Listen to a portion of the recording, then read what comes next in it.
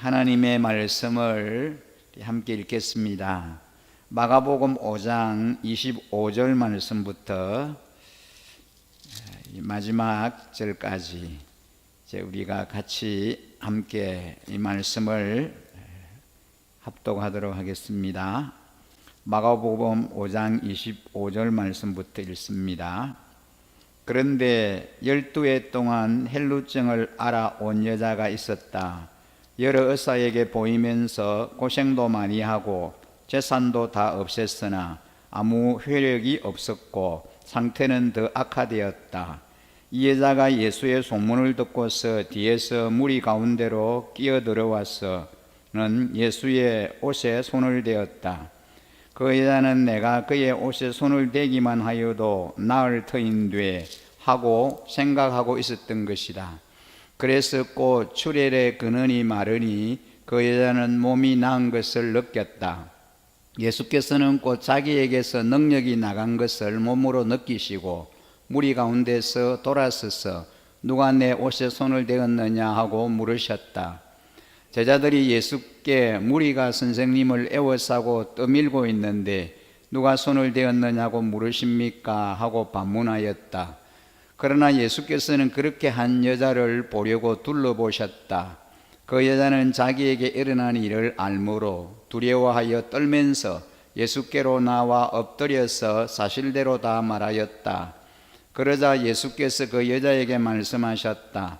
딸아, 내 믿음이 너를 구원하였다. 안심하고 가거라. 그리고 이 병에서 벗어나서 강건하여라. 예수께서 말씀을 계속하고 계시는데 해당장의 집에서 사람들이 와서 해당장에게 말하였다. 따님이 죽었습니다. 이제 선생님을 더 괴롭혀서 무엇하겠습니까? 예수께서 이 말을 곁에서 들으시고서 해당장에게 말씀하셨다. 두려워하지 말고 믿기만 하여라. 그리고 베드로와 야고보의 동생 요한밖에는 아무도 따라오는 것을 허락하지 않으셨다. 그들이 해당장의 집에 이르렀다. 예수께서 사람들이 울며 통곡하며 떠드는 것을 보시고 들어가셔서 그들에게 말씀하셨다. 어찌하여 떠들며 울고 있느냐? 그 아이는 죽은 것이 아니라 자고 있다. 그들은 예수를 비웃었다. 그러나 예수께서는 그들을 다 내보내신 뒤에 아이의 부모와 일행을 데리고 아이가 있는 곳으로 들어가셨다. 그리고 아이의 손을 잡으시고 말씀하셨다. 달리다꿈, 이를 번역하면 소녀야 내가 내게 말한다. 일어나거라 하는 말이다. 그러자 소녀는 곧 일어나서 걸어다녔다. 소녀의 나이는 12살이었다. 사람들은 크게 놀랐다. 예수께서 이 일을 아무에게도 알리지 말라고 그들에게 엄하게 맹하시고 소녀에게 먹을 것을 주라고 말씀하셨다. 아멘. 오늘은 우리가 함께 읽은 이 본문의 말씀을 중심해서 누가 내게 손을 대었느냐라고 하는 제목으로 말씀을 함께 나누고 싶습니다. 마가복음을 계속해서 우리가 묵상하고 있는데요. 요즘은 주일 새벽 강해 설교도 영상으로 만들어서 우리 성도님들이 원하시면 그 말씀을 같이 들을 수 있도록 그렇게 숨기고 있습니다. 지난 주일 그리고 월화수 이렇게 이어지면서 또 우리가 말씀을 묵상하고 있는데요. 계속해서 말씀을 큐티하거나 묵상하시는 분들은 이 말씀이 계속해서 연결이 되기 때문에 훨씬 더 이해함이 많으시리라고 생각이 됩니다. 마가복음 5장 이 후반부에는 오늘 우리가 함께 말씀을 읽었는데 이제 두 가지 사건이 일어나고 있는 것을 볼 수 있습니다. 하나는 예수님이 해당장 야이로의 딸을 고쳐주시는 일이고, 또 한 사건은 12해 동안 헬루증을 알아온 여인을 고쳐주시는 사건이 기록되어 있습니다. 예수님을 향한 이 믿음 앞에서 부정함과 죽음이 힘을 잃습니다. 그 두 사건은 그라사 지방을 떠나 배를 타고 맞은편으로 건너가신 예수님이 큰 무리를 만나시면서부터 시작이 됩니다. 그때 무리 중에서 한 사람이 예수님 앞에 나와 엎드렸습니다. 그는 해당장 야이로라고 하는 사람입니다. 당시에 이 유대의 해당은 백성들을 영적으로 교육하고 먹이고 살려내는 곳이었습니다. 그래서 그 지역마다 해당이 많이 세워져 있었습니다. 유대인 남자가 10명만 모이면 이 해당을 지을 수 있었습니다. 그 해당이 많이 그 지역마다 있었죠.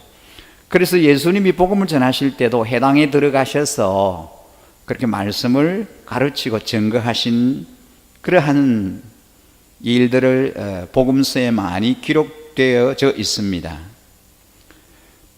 이 해당의 지도자인 해당장은 사회적으로 높은 지위와 명예를 가지고 있었습니다. 또한 이 야이로라고 하는 이 해당장, 이 야이로라고 하는 이름이 내가 살리라라고 하는 그런 뜻을 갖고 있습니다.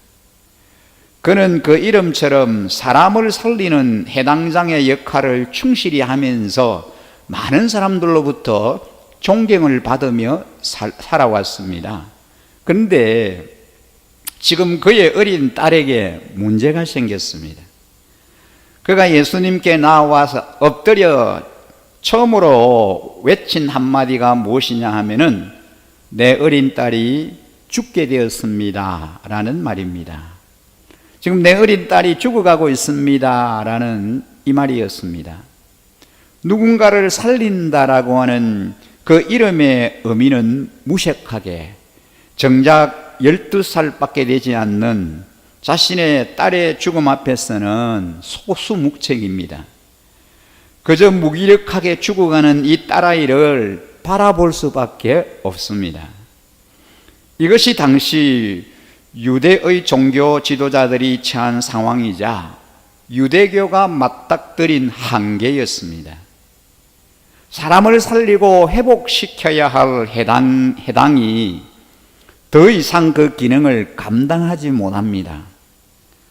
야이로는 상황이 얼마나 급박했는지 많은 무리가 보는 앞에서 검증되지도 않는 한 나사렛 청년 앞에 무릎을 꿇으면서 자기 딸을 살려달라고 애원을 합니다. 그만큼 그의 상황이 절망스럽고 절박했다라고 하는 것을 알 수 있습니다. 그에게는 예수님이라면 자신의 딸을 고칠 수 있을 것이다라고 하는 믿음이 있었기 때문입니다. 그래서 체면이고 뭐고 다 내려놓고 예수 그리스도 앞에 무릎을 꿇으면서 내 딸이 지금 죽어가고 있습니다 라고 애원을 하는 겁니다. 해당장 야이로의 요청에 예수님은 그와 함께 길을 나서십니다.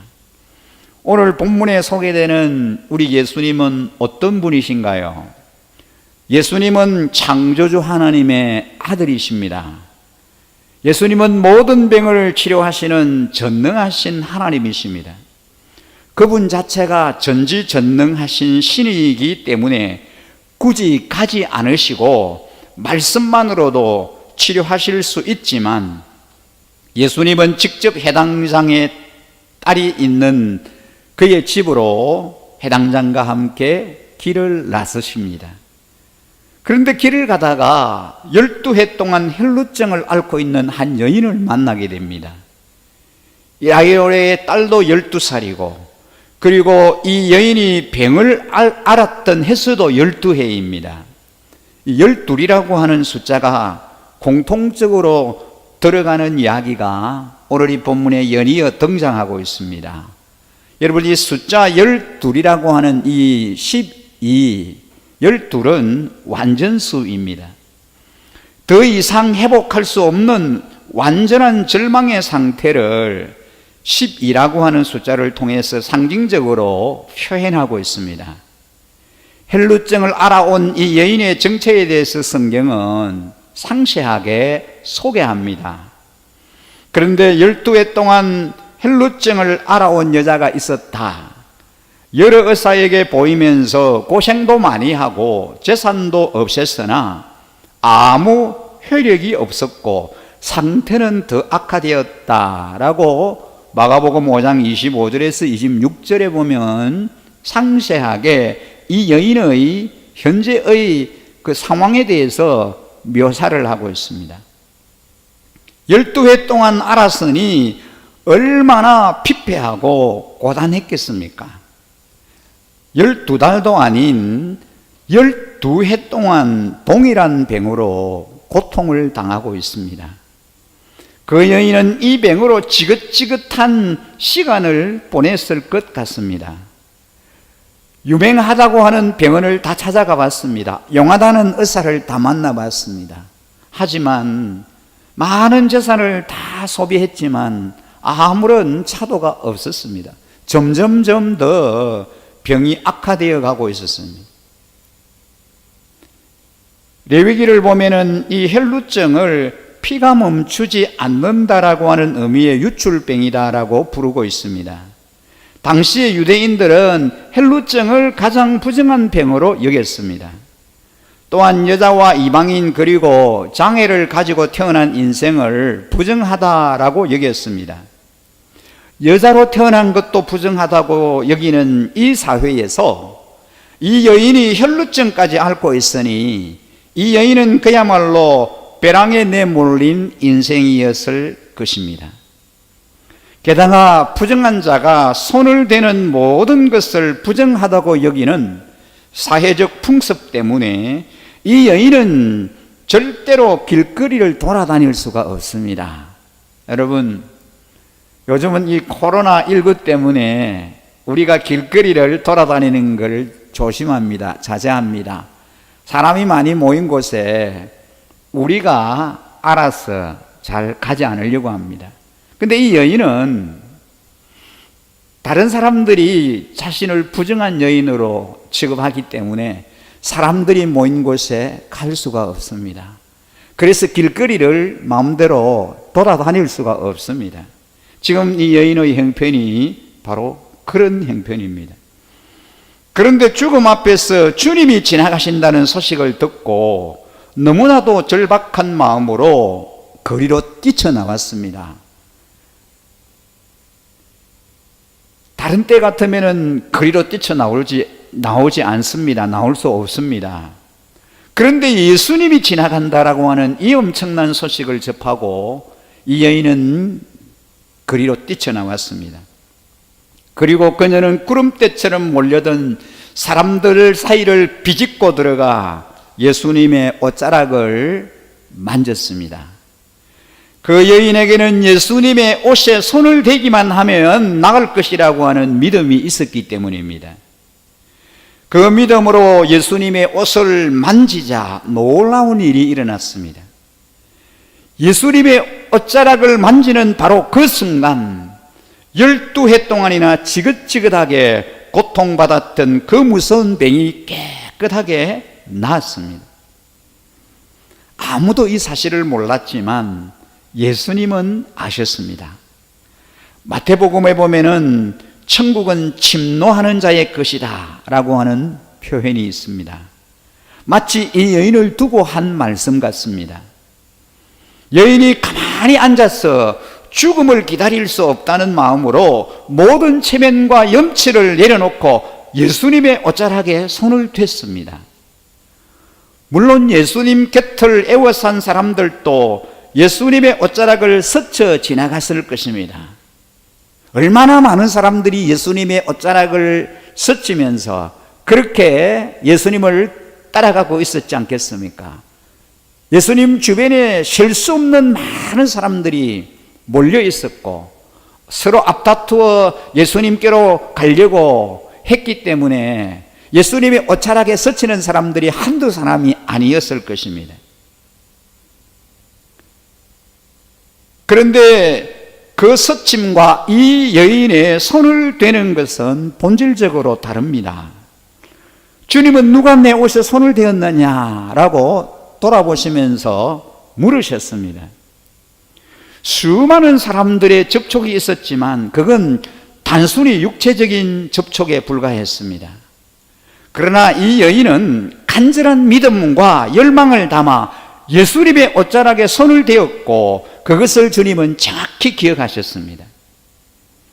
오늘날도 교회에 수많은 사람들이 오고 갑니다. 주님의 교회의 성도들이 셀 수 없이 많은 성도들이 오고 가지만 그냥 몸만 왔다 가는 사람도 있고 정말 이 여인처럼 간절한 마음으로 예수님 앞에 나오는 사람도 있습니다. 몸만 왔다 가는 예배자도 있지만 예수님과 인격적인 관계를 맺고 인격적인 접촉이 있는 예배자도 있습니다. 그런데 예수님이 그때의 옷에 손댄 자를 찾으실 때 제자들의 반응을 보십시오. 누가 내 옷에 손을 댔느냐, 누가 나를 만졌느냐 하고 돌아보시면서 말씀하실 때 그 말을 들은 제자들이 뭐라 그랬습니까? 우리 본문 31절에 보면 제자들이 예수께 무리가 선생님을 애워싸고 떠밀고 있는데 누가 손을 대었느냐고 물으십니까? 하고 반문합니다. 이 많은 사람들이 예수님을 따르고 예수님께로 가까이 나아가고 있는데 누가 예수님을 만졌느냐고 누가 손을 대었느냐고 물으시면 웬일입니까? 무슨 일입니까? 라고 제자들은 그렇게 반응합니다. 주님, 지금 이 사람들이 안 보이십니까?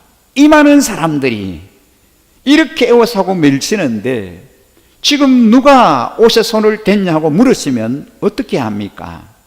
어떻게 그를 찾을 수 있겠습니까? 라고 되묻는 것입니다. 이것이 제자들의 한계입니다. 제자들은 예수님의 질문을 그저 물리적인 접촉으로만 받아들입니다. 예수님이 찾으시는 사람이 간절한 마음으로 그분의 옷자락에 손을 댄 사람임을 알지 못하는 것입니다. 우리가 읽은 본문 32절에 보면은 그러나 예수께서 그렇게 한 여자를 보려고 둘러보셨다. 그 여자는 자기의 일어난 일을 알므로 두려워하여 떨면서 예수께로 나와 엎드려서 사실대로 다 말하였다. 그 여인은 무엇을 두려워한 겁니까? 그에게 일어난 일, 그가 한 일에 대해서 이 여인은 너무나 잘 알고 있습니다. 예수님이 누가 내 옷에 손을 댔느냐, 누가 나를 만졌느냐라고 돌아보시면서 물으실 때에 제자들은 아무도 일어난 일에 대해서 아무도 알지 못했지만 이 여인은 너무나 잘 알고 있습니다. 그래서 그는 심히 두려워하고 떨면서 주님 앞에 나와 일어난 일에 대해서 아뢰이는 것입니다. 두려워하면서 주님 앞에 말씀합니다. 그것은 마치 사도 바울과 실라가 감옥에서 예배를 드릴 때 땅이 흔들리고 옥문이 열리는 것을 지켜보면 간수들이 두려워했던 것과 같은 그런 심정일 것입니다. 경건한 떨림이 일어난 겁니다. 하나님의 경외심 앞에 여인은 무릎을 꿇고 엎드려 예수님께 진리를 여쭙니다. 예수께서 그 여자에게 딸아, 내 믿음이 너를 구원하였다.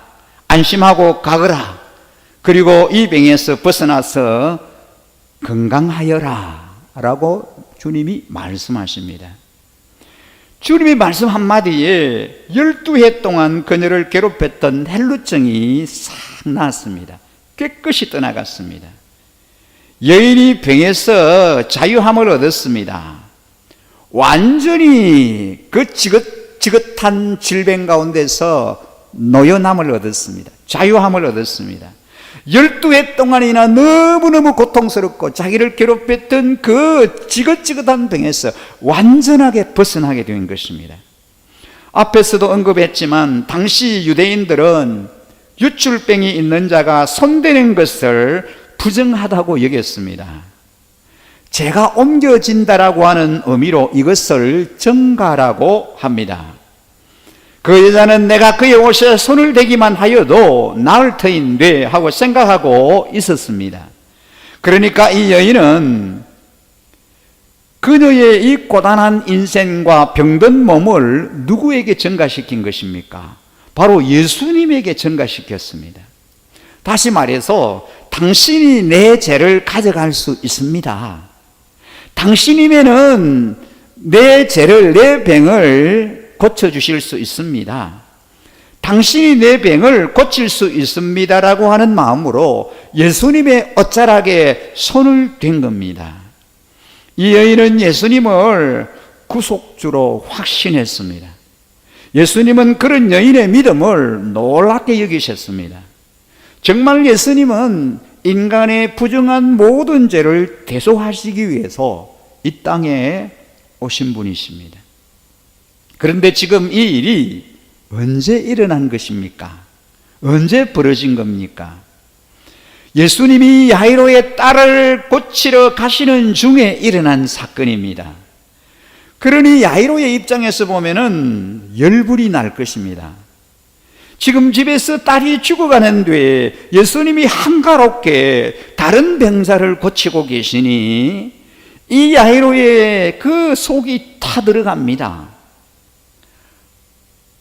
한시바피 자기 집으로 예수님을 모시고 가야 하는데 지금 예수님은 가는 길을 멈추고 지금 중간에 주님이 이럴 일을 하고 계시기 때문입니다.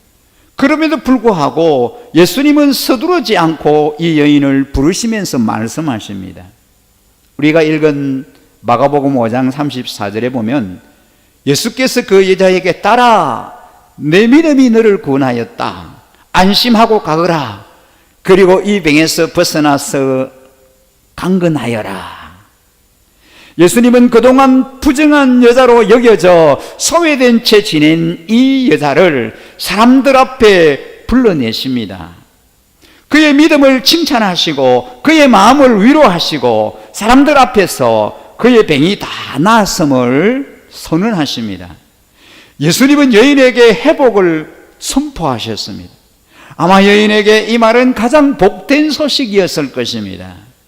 이 여인은 예수님을 구속의 주로 확신하고 그분에게 그녀의 병과 부정함을 전가시켰습니다. 그리고 예수님은 그 모든 죄를 대속하시기 위하여 십자가에서 가장 치욕스러운 죄인의 모습으로 죽으셨습니다. 그럼 해당장의 딸이 죽게 된 사건과 이 혈루증을 앓던 여인이 나음을 입은 사건은 어떤 관계가 있을까요? 예수님은 이 두 사건을 통해서 유대 공동체에게 너희에게는 희망이 없다라고 말씀하고 계십니다.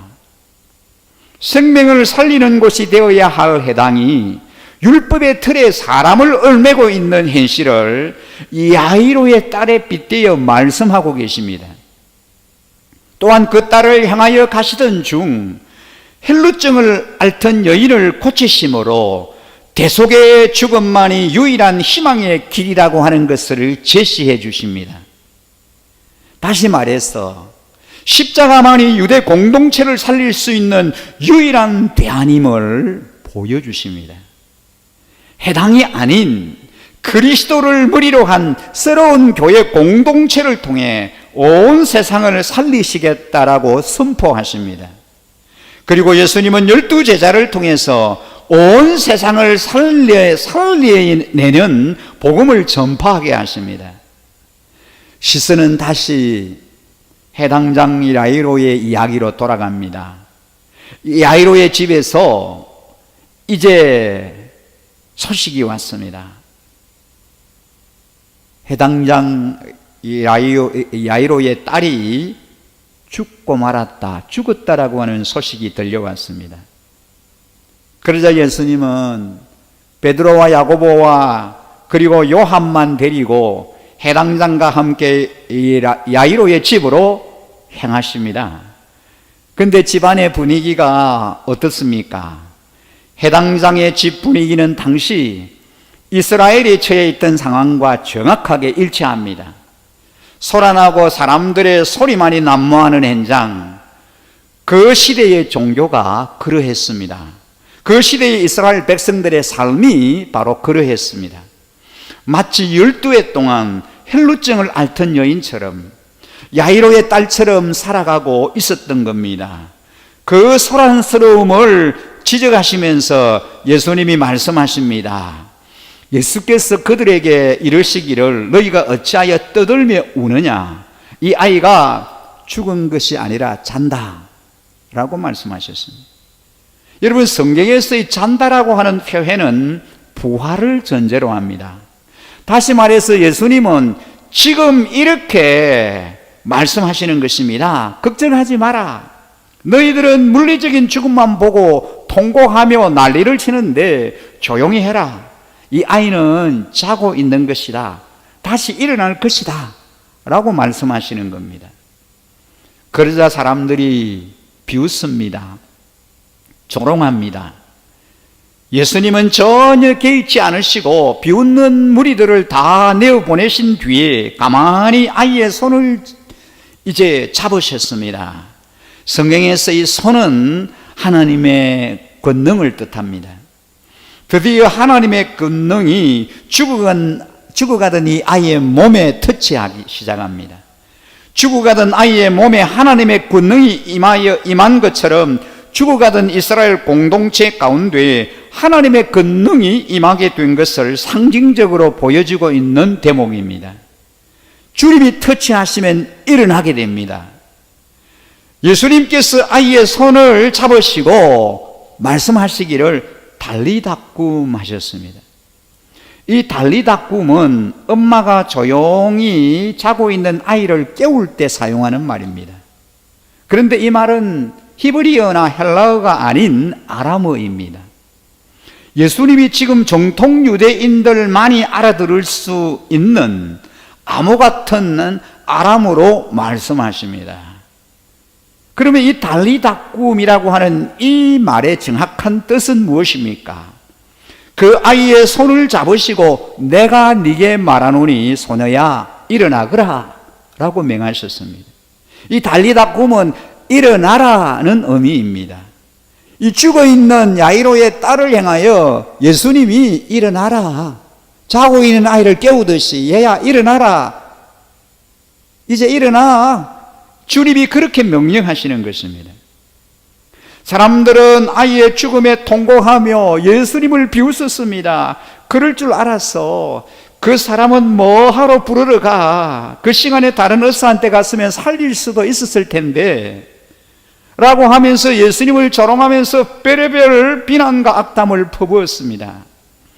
그런 그들을 뒤로하고 예수님은 나지막한 목소리로 소녀를 깨우십니다. 달리다꿈, 소녀야 일어나라, 얘야 일어나라.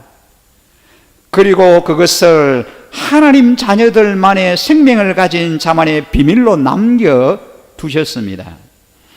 그래서 일부 제한된 사람들만 따라오게 하시고 아람어를 사용하신 겁니다. 절망 가운데 살아가고 있습니까? 아무런 길도 보이지 않는 어둠 속을 걷고 있습니까? 그곳에 달리다꿈을 선포하십시오. 예수님이 생명의 길을 보여주십니다. 일어나 걷게 하십니다. 성경은 다시 한번 이 소녀의 나이를 강조하며 기록합니다. 유대인들은 12살부터 어른으로 여깁니다. 그러나 그냥 저절로 어른이 되는 것이 아닙니다. 성인식을 하잖아요. 예수님은 소녀에게 먹을 것을 주라고 말씀하십니다. 항원역 흑이진 백성들을 보실 때에도 예수님은 제자들에게 너희가 먹을 것을 주어라고 말씀하셨습니다. 그것은 단순히 흑이진 배를 달래줄 음식을 나누어줘라 그런 의미가 아닙니다. 하나님의 말씀, 하나님의 복음을 영혼 가운데 채워주라는 의미입니다. 하나님의 자녀들은 그분의 말씀을 먹을 때 비로소 어른이 되기 때문입니다. 하나님의 복음이 마음에 심겨질 때 비로소 생명을 얻기 때문입니다.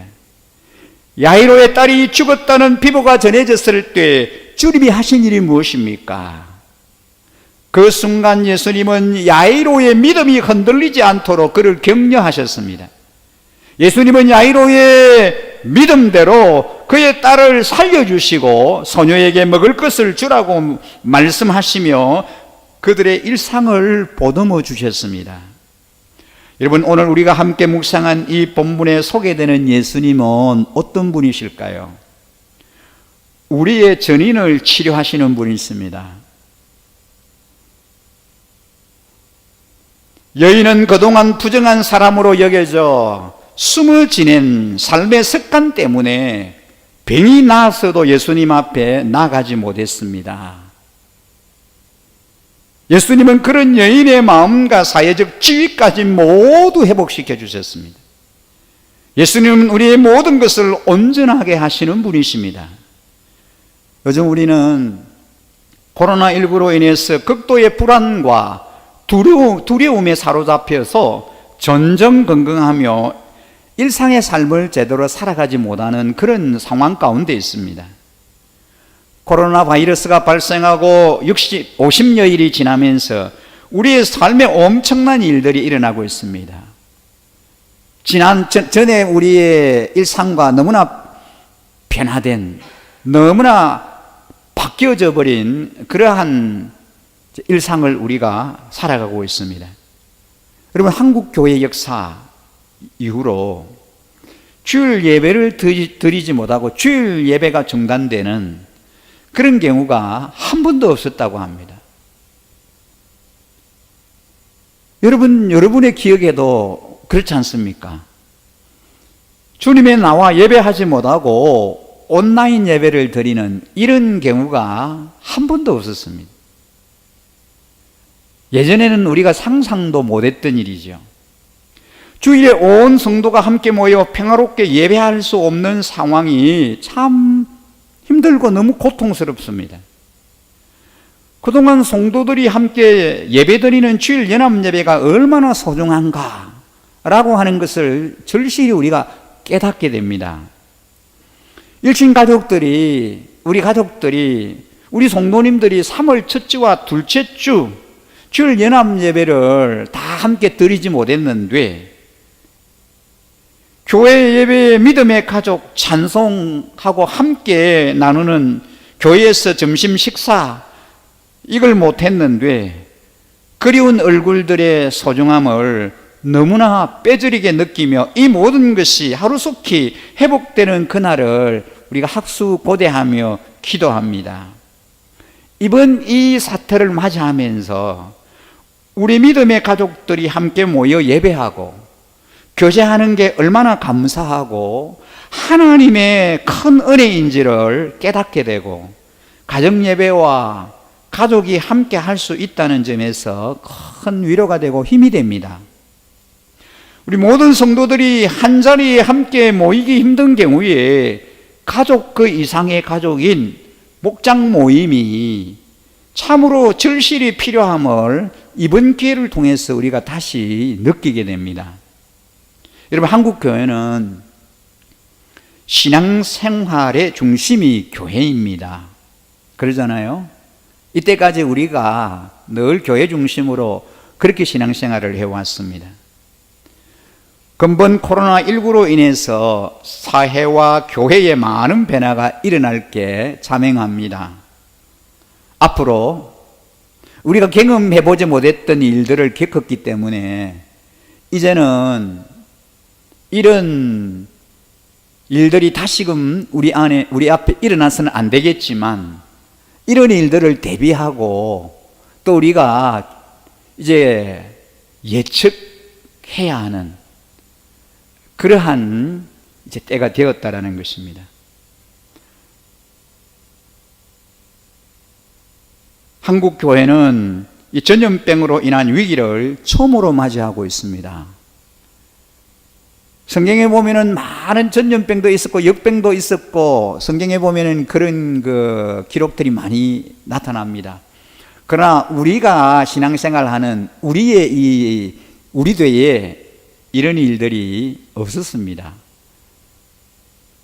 이번 코로나19 바이러스가 하루속히 종식이 되고 예배가 회복될 수 있도록 우리의 일상이 하루속히 정상화되도록 우리가 간절히 기도해야 하겠습니다. 참 감사한 것은 이제 확진자들이 많이 줄어들고 우리가 살고 있는 이 부산 지역은 다른 지역에 비해서 그래도 좀 많이 안전한 것 같습니다. 하루속히 확진자들이 더 이상 일어나지 않도록 하루속히 종식되도록 우리가 계속해서 하나님 앞에 기도해야 하겠습니다. 여러분, 정부에서 방역을 하고 단속을 하고 많이 애를 쓰고 참 수고를 많이 하고 그리고 그러므로 인해서 많은 그런 효과가 나타납니다. 그러나 여러분, 궁극적으로 종국적으로는 하나님께서 주님께서 이 나라를 특별히 또 이 열방을 불쌍히 여기시고 이 바이러스가 이 전염병이 하루속히 종식되고 물러가도록 주님의 도우심이 주님의 역사하심이 참으로 필요한 때인 것입니다. 앞으로 다시는 이런 일이 일어나지 않도록 우리가 모이고 싶어도 모이지 못하고 함께 모여서 예배하고 싶어도 예배하지 못하는 현실에 직면하지 않도록 우리는 깨어 기도해야 하겠습니다. 여러분, 우리가 이런 걸 예측하고 이런 걸 대비하면서 기도하지 못했잖아요. 이런 일이 우리 현실에 일어날 거라고 우리가 예측을 못했지 않습니까? 상상도 못했잖아요. 교회와 예배의 소중함을 다시 절실하게 느끼며 신천지와 같은 이단이 아닌 아름다운 정통신앙을 고수하는 교회에 우리를 몸담게 하시고 불러주셔서 주님만 주인 삼고 믿음 생활하게 하신 우리 주님 앞에 우리는 참으로 감사해야 할 것입니다. 우리의 주인 되신 주님께 감사하며 우리의 당면한 모든 문제를 해결해 주시고 고통 가운데 있는 이 나라와 이 땅을 고쳐주시고 회복해 달라고 계모의 무릎을 꿇으며 우리 하나님 앞에 계속해서 우리가 기도해야 하겠습니다.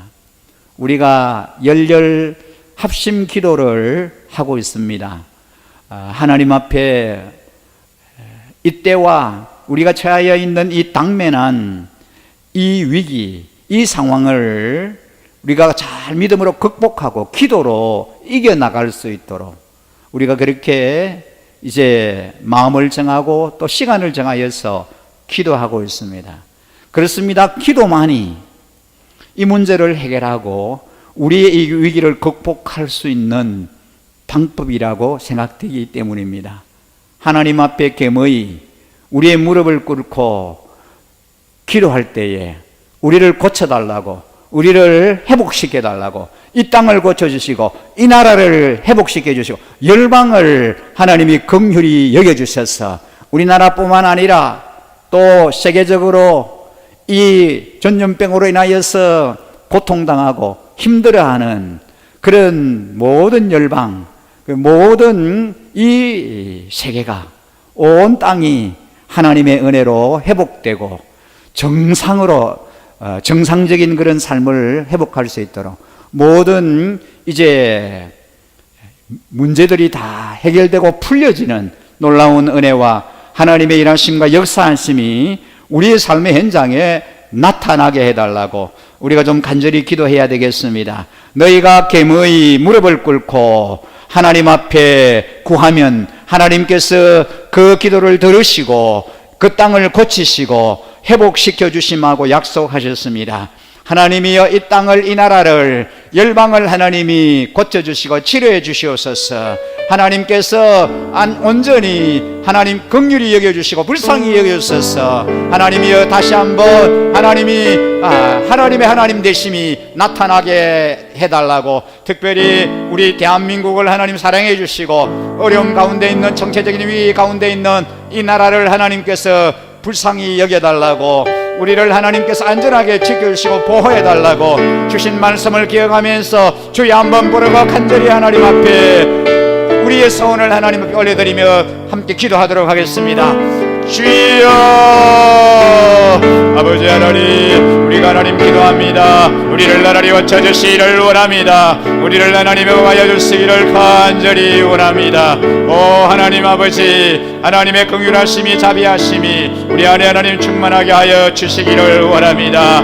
아버지 하나님이여, 코로나 바이러스가 하나님 물러가게 하여 주시고 이 질병이 온전히 하나님이여 회복되게 하여 주시기를 원합니다. 다시 한번 하나님 우리가 정상적인 삶을 살아갈 수 있도록 아버지 하나님이 우리를 회복시켜 주시고 우리를 하나님이 온전히 하나님 치료하여 주시기를 원합니다. 회복의 은혜를 베풀어 주시고 치료의 강선을 말하여 주시기를 원합니다. 우리 예배가 회복되게 하여 주시고 우리의 삶이 회복되게 하여 주시고 우리의 일상이 회복되게 하여 주시기를 원합니다. 우리 일상이 하나님 온전하여지기를 원합니다. 하나님 일하여 주시기를 원합니다. 하나님 이 땅을 놓쳐주시기를 원합니다. 이 땅을 하나님을 향해 여주시기를 원합니다. 이 땅을 하나님이 일하여 주시기를 원합니다. 이 땅을 하나님이여 온전하게 하나님께서